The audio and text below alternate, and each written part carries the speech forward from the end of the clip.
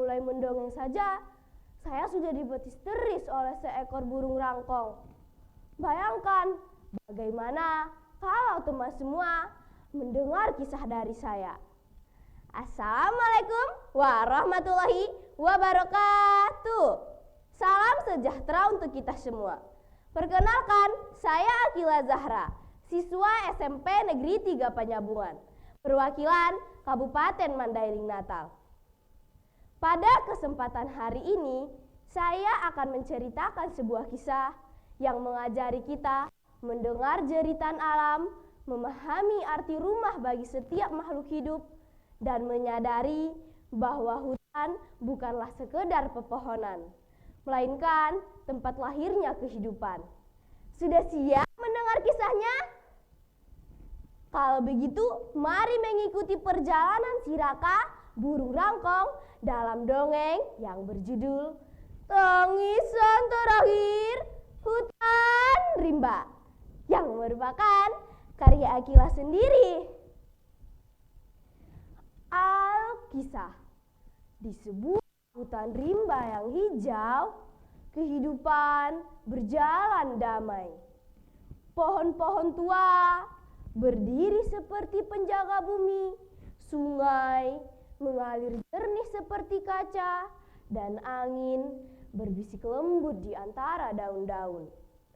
Di hutan itu hiduplah seekor burung rangkong tua bernama Raka, penjaga langit hutan yang bijaksana.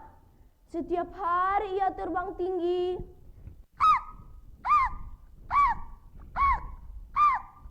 mengawasi hutan yang ia cintai. Namun suatu pagi, Raka melihat sesuatu dari kejauhan.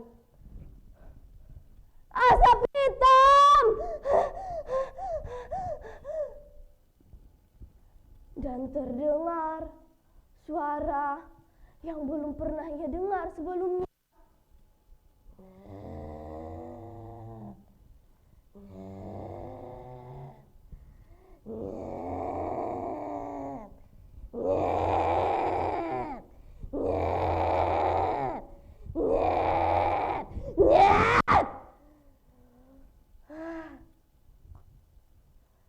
Suara pohon ditebang. Raka segera terbang secepat angin menuju sumber suara itu.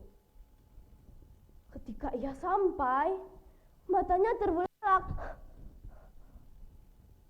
Pohon-pohon tua yang berdiri ratusan tahun roboh satu persatu. Tanah bergetar. Burung-burung berterbangan panik. Hutan kita sedang dihancurkan, bisik Raka dengan suara gemetar. Raka segera terbang kembali ke tengah hutan. Teman-teman, berkumpullah, hutan kita dalam bahaya. Tak lama kemudian, datanglah para sahabatnya. Bimo si harimau, raja rimba yang gagah. Wow, wow. Lila, si kelinci kecil yang lincah, juga suka bernyanyi. Miko, si monyet ceria. Tara, si kura-kura tua yang bijaksana. Apa yang terjadi, Raka? Raka menatap mereka satu persatu. Manusia menebang hutan kita. Hening. Angin berhenti berhembus. Lila si kelinci mulai gemetar. Kalau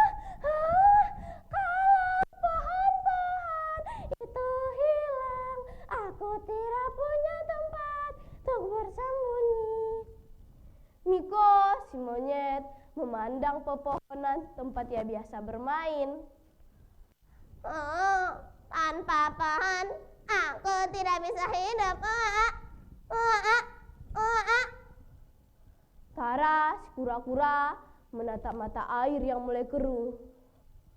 Jika Hutan hilang, air akan menghilang, dan kehidupan akan mati perlahan. Bimo, si harimau, menggeram dengan penuh emosi. Tidak! Kita tidak boleh membiarkannya hancur. Raka menggeleng. Kemarahan tidak akan menyelamatkan hutan. Lalu apa yang harus kita lakukan? Raka menatap langit. Hutan ini sudah memberi kita kehidupan. Sekarang giliran kita menjaganya. Hari itu semua hewan bekerja bersama. Miko si monyet menanam biji-biji pohon. Lila si kelinci menyaburkan benih ke seluruh tanah hutan. Tara si kura-kura menjaga mata air. Dan Bimo si harimau menjaga agar tidak ada yang merusak hutan lagi. Hari demi hari berlalu. Namun suatu malam, api muncul di pinggir hutan. Angin membawa nyala api semakin besar. Api. Hewan-hewan berlarian ketakutan. Burung-burung berterbangan panik. Langit menjadi merah. Asap memenuhi udara. Lila si kelinci menangis ketakutan. Hutan kita akan habis.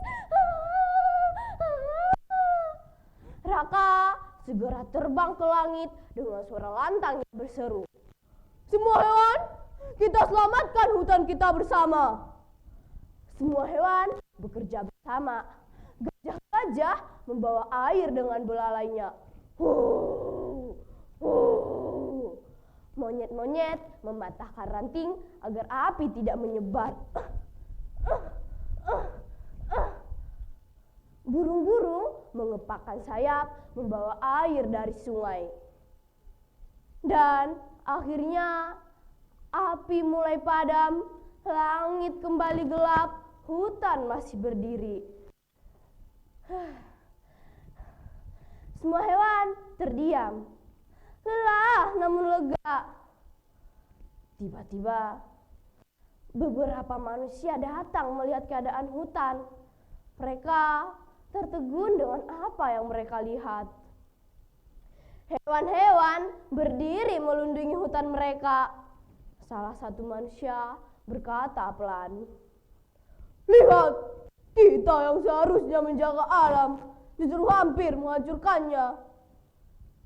Manusia lainnya menunduk. Bahkan hewan-hewan berjuang jaga alam.